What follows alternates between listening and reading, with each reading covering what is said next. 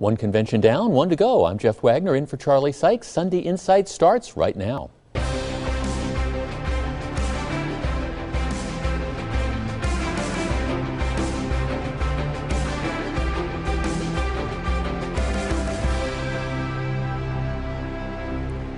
Well, good morning and welcome to Sunday Insight. In the week that was, the city of Milwaukee joined with an environmental group and other interested parties to try to force the destruction of the Estabrook Dam. Rebuilding the dam will cost over $4 million, while it can be torn down for half that amount. The only reason to keep it is to let some residents of Glendale have their own private lake. Once again, the Milwaukee County Board, which wants to keep the dam, manages to find itself on the wrong side of an issue. Milwaukee police officer Brandon Baranowski left the hospital this week. Baranowski is the officer shot by a deranged man who was out on bail after nearly paralyzing another man in a vicious assault. The bail? $500. I swear you cannot make this stuff up. And Milwaukee Alderman Terry Witkowski wants a referendum in November asking for a property tax increase that would be used to hire 150 new police officers. This raises the question of what good does it do to hire more officers if the courts continue to turn the bad guys loose? Inquiring minds want to know. But first this morning, the Republican National Convention took center stage in Cleveland last week. Several Wisconsinites spoke to the delegates, including Paul Ryan, Scott Walker, Ron Johnson, and David Clark. Protests outside the convention largely fizzled, while the anti-Trump forces inside the convention hall never really gained any traction. So, did Donald Trump accomplish what he needed to do this week? Will the Republican Party unite behind him? And does he really have any chance to carry Wisconsin? Joining me on our panel this morning, Susie Falk of the Falk Group, Research Fellow at the Wisconsin Institute for Law and Liberty, Collin Roth, Tracy Johnson of the Commercial Association of Realtors, and State Representative Jim Ott. Okay, Collin, let's start with you. The convention. Did Trump do what he needed to do? Yeah, he comes out of this convention as the leader of the Republican Party, at least for the next 4 months, something that many of us would freely admit we never thought was possible. There was a bit clunky in terms of the roll call vote on the first day, the Melania plagiarism talk, and then, of course, Ted Cruz's moment. But on the whole, I think he saw a packed hall the other night, and he gave his big acceptance speech, and he's off and running. Do you think he brought anybody who was undecided over to his side?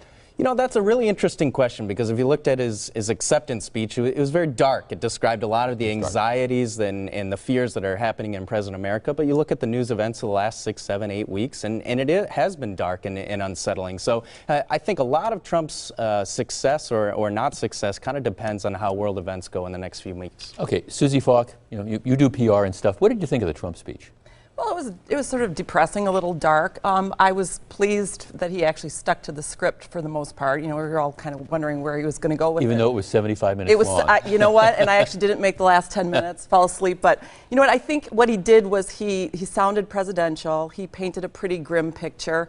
But you look at the last month of what's happening in the world, in the country, and he's playing on our fears right now. I think he has unified the party, as I can tell, and I think he set the stage for the debate with Hillary Clinton, and Hillary's got to roll out, her message on why globalization is important and how she's going to address security issues. But he certainly, I felt the people that were in the room, the delegates, I think they've come together and it's a unified party. Tracy Johnson, okay, I'm a Ronald Reagan sort of Republican. I remember Morning in America, and I remember the kind of upbeat sort of thing.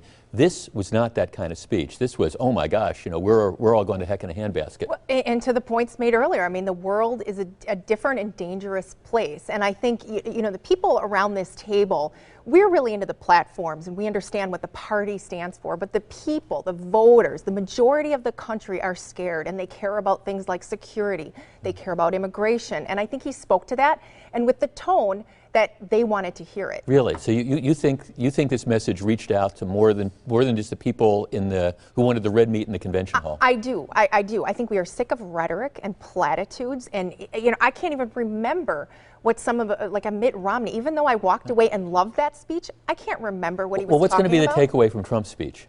We are going to be safe. The borders are going to be secure, and we're going to build the wall. And he's going to get people to work, and whether you like it or not, that's the takeaway, and you can identify it. Jim Ott, Ted Cruz getting a lot of attention for giving a speech at the convention, refusing to endorse Donald Trump. There was the whole booing thing. Did Cruz handle that right? Well, a lot of people think that, he stuck to his principles and understand why he said what he said because of some of the things that Donald Trump had said about him and his family earlier. But the question is, should he have then come to the convention and said it there? I think that was the question. As far as Donald Trump is concerned, on Thursday night, I think he did probably move some people who weren't sure if they could vote for him or not, so I thought it was a good speech.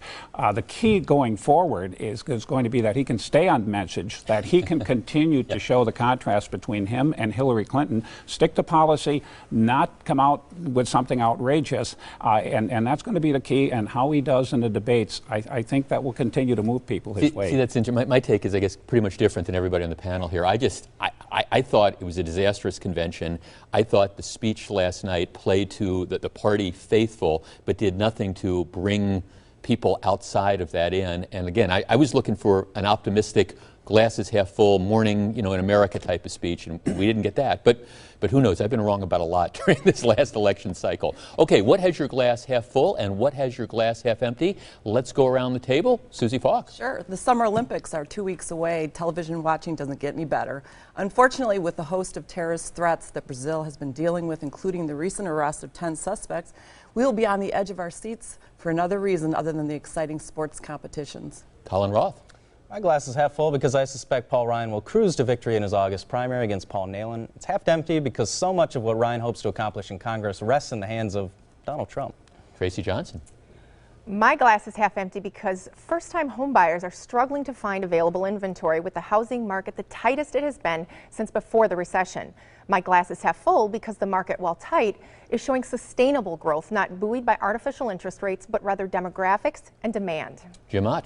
My glass is half empty, Jeff, because summer is slipping away way too fast. It's half full because, well, a picture is worth 1,000 words. I caught these two Chinook salmon last week fishing from shore just a few minutes from downtown Milwaukee.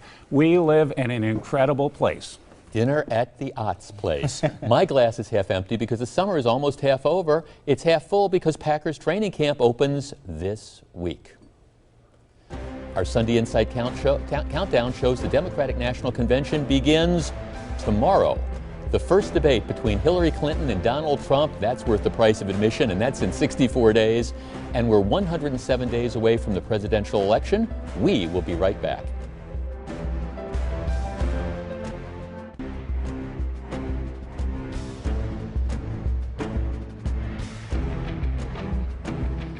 Historically, Republicans tend to do well in off-year elections, while Democrats do better in presidential election years. Senator Ron Johnson is facing a tough re-election challenge from former Senator Russ Feingold. Democrats hope to use a big presidential turnout to pick up some seats in the state assembly and maybe even retake control of the state Senate. Meanwhile, Paul Ryan faces a primary challenge for not being sufficiently pro-Trump. If Donald Trump crashes and burns, what does it mean for Wisconsin Republicans? And moving forward, should candidates like Ron Johnson embrace Trump or run as far away from him as possible? Jim Ott?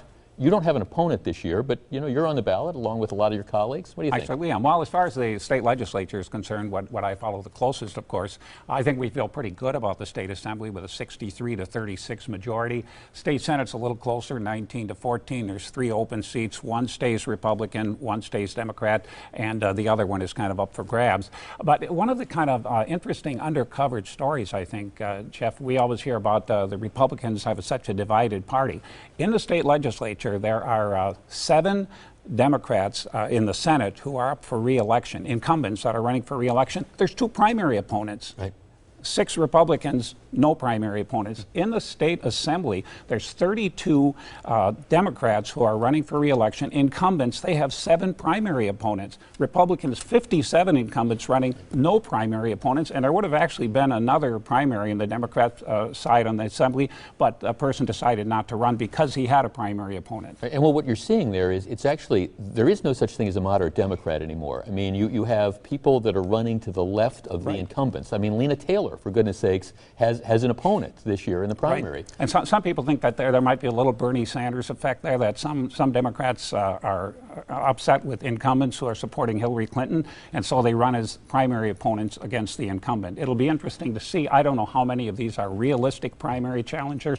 It'll be interesting to watch. Collin, is Ron Johnson in trouble? He is in trouble, and I think one of the big news stories this week was that the NRSC, the Republican Senate arm, and the Koch brother group were kind of pulling some of their ads. $2 million worth. Yeah, it was going to be a tough year anyways. But I think, you know, looking further down beyond November, I think what happened at the Republican convention, and particularly Donald Trump's speech, you know, there was kind of a repudiation of what many of us believe is, you know, something of a reform conservatism, and it's encapsulated in Trump's, you know, words, "I alone can fix this." Right.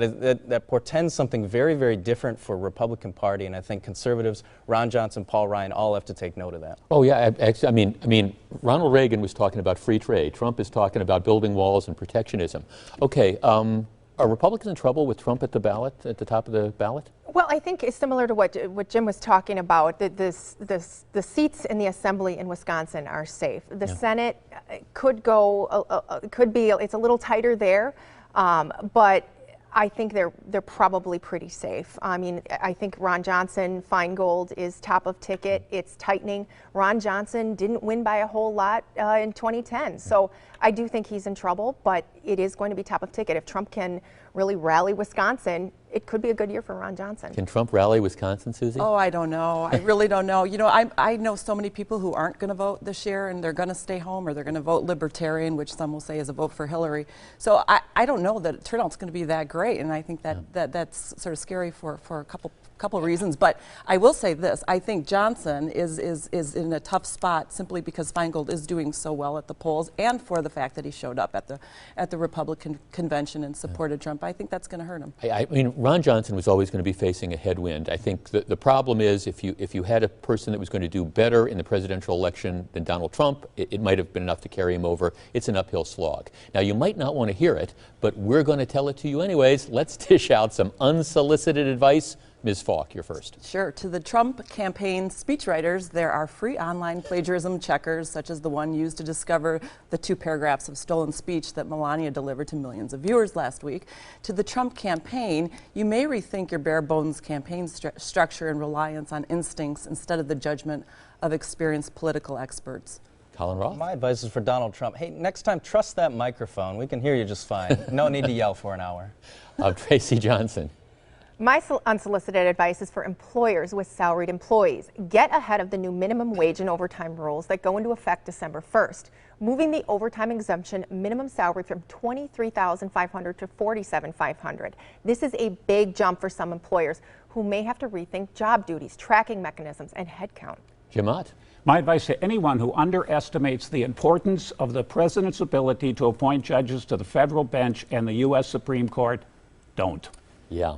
My unsolicited advice is to U.S. Senator Ron Johnson. You've appeared at the GOP convention and supported Donald Trump. Now take a page from the Forrest Gump playbook and get as far away from him as possible. In other words, run, Ron, run. Next on Sunday Insight, another court ruling on Wisconsin's voter ID law. How long will this fight go on?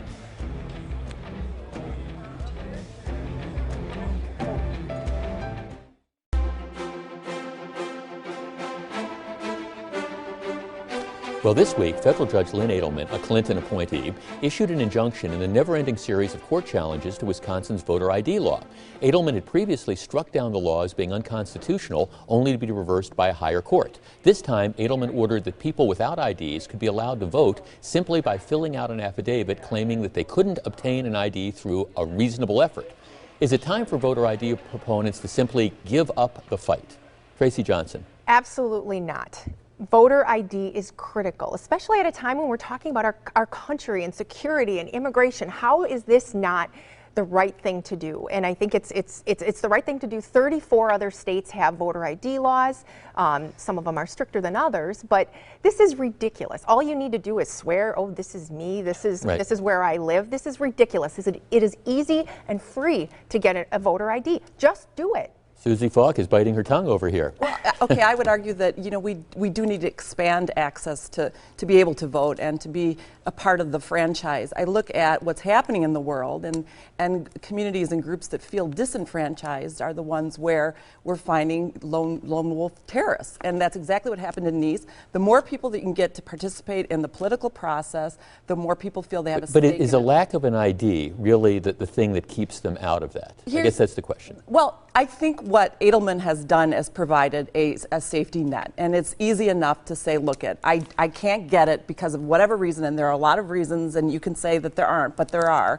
That you can say, look, I am who I say I am. You're not going to have millions of people turning out to do this. You're going to have a few that feel very strongly about an election that maybe have been to the DMV 6 times in 3 months. And because of a problem on their birth certificate, but that's not what the ruling says. The ruling says all you have to do is sign an affidavit saying that you can't get one with a reasonable effort as you define it. So, right. I mean, now I understand that, you've got issues with, okay, you're 80 years old, you never had a birth certificate, and the courthouse burned down, you can't get one. But this is much broader than that. Collin Roth. Yeah, I agree. What I saw in the Edelman decision was kind of a micromanaging of this, and that, he laid out exactly what had to be in the affidavit, and you assume that those who can't get an ID, especially in this day and age, it's going to be a pretty narrow class. But he gave some very broad right. reasons, family reasons, work reasons. I mean, if you work a night shift, there's no reason you can't get an ID. So it kind of opened up that avenue, and I think that's an issue for the legislature to decide, what that affidavit includes, not necessarily the courts. Okay, Jim Ott, this whole fight about voter ID, has it been worth it? I mean, because the opponents will say, look, there are going to be some people, we don't know how many, but there's going to be some people who are going to be disenfranchised, they have trouble getting the IDs, and the flip side is you really don't gain anything because there's no voter fraud. Well, we think there is voter fraud, obviously, and I was a part of the legislature when we passed photo ID for voting. I think it has been worth it. And this is, again, a case where an appointed judge, one judge, has a vendetta against photo ID and is going to thwart the effort of the elected legislature. A lot of questions coming up on this, Jeff. Number one, how many people are actually going to use the affidavit? If it's not a great number of people that do this, it's not going to have a big impact. Number two, Attorney General Brad Schimmel may still appeal this ruling, and we may look at it in the legislature and see if we need to do any tweaking right. to satisfy the issue. I hope Schimmel appeals because, I think the court cases sustaining this are pretty good. Okay, what is it that you don't get? Let's go around the table. Susie Falk. Sure. What I don't get is how we can have a woman presidential candidate for the United States at the top of her ticket, and yet full-time female workers make only 79 cents for every dollar earned by men in this country. Collin Roth. What I don't get is why a bunch of Democrat state legislators wrote insurance companies begging them to offer cheaper health plans. I thought Obamacare was supposed to be affordable. Tracy Johnson. What I don't get is the fascination with Pokemon Go. Is it a game? Is it an exercise app? Maybe I'm too old. Whatever the case, it's causing safety and security concerns. Heads up, people, there's a lot to see out there and you don't want to miss it because you're buried in your iPhone. And hey, you kids, get off my lawn. Oh my goodness, Jim Ott. I don't get that one either, but another thing I don't get is why we haven't heard any reports in the mainstream media about a group of man-made global warming advocates who started a journey around the North Pole to show the lack of ice, and their ship got stuck in the ice. On second thought, maybe I do get it. What I don't get is why the Milwaukee Common Council continues to try to block the opening of a high-end downtown strip club. A lawsuit regarding the refusal has already cost taxpayers about $1 million. What's that they say about doing the same thing over and over again and being surprised that the results aren't any different? Next on Sunday Insight, our panel picks the winners and losers of the week. First, though, here is your morning news update.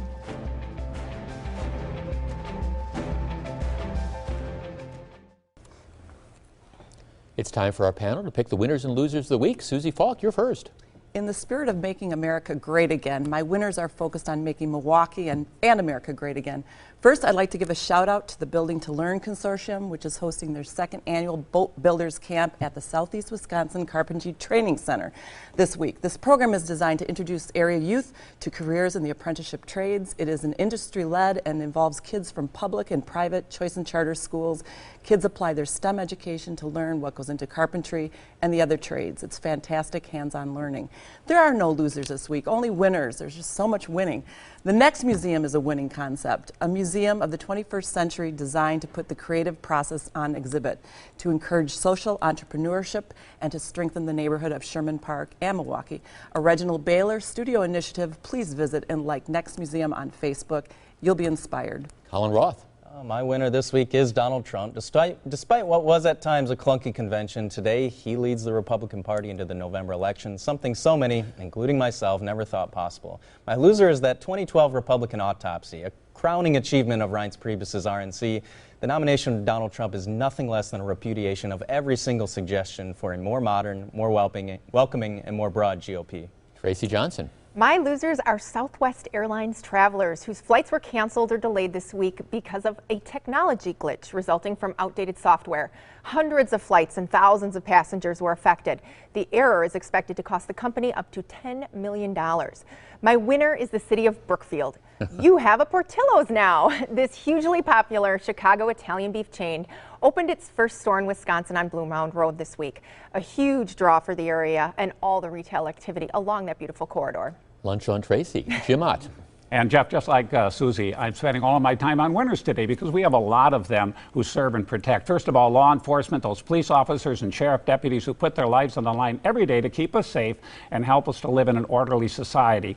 And to that, I would add all first responders. We had a number of serious crashes on our freeways and other highways last week. And to all of you who are first on the scene, law enforcement, firefighters, and EMTs, thank you for the lives you save, and of course our military personnel who protect our freedoms and serve our country in many dangerous places. Thank you all.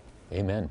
My winner this week is Glendale City Administrator Richard Maslowski, who's retiring after 36 years on the job. I didn't think the Bayshore Town Center would have a chance of succeeding, and I'm really glad I was wrong. My loser is Ted Cruz. I'm not a Trump supporter, but when you get invited to a dinner party, it's pretty rude to insult the host's cooking. Thanks for joining us. Have a great weekend.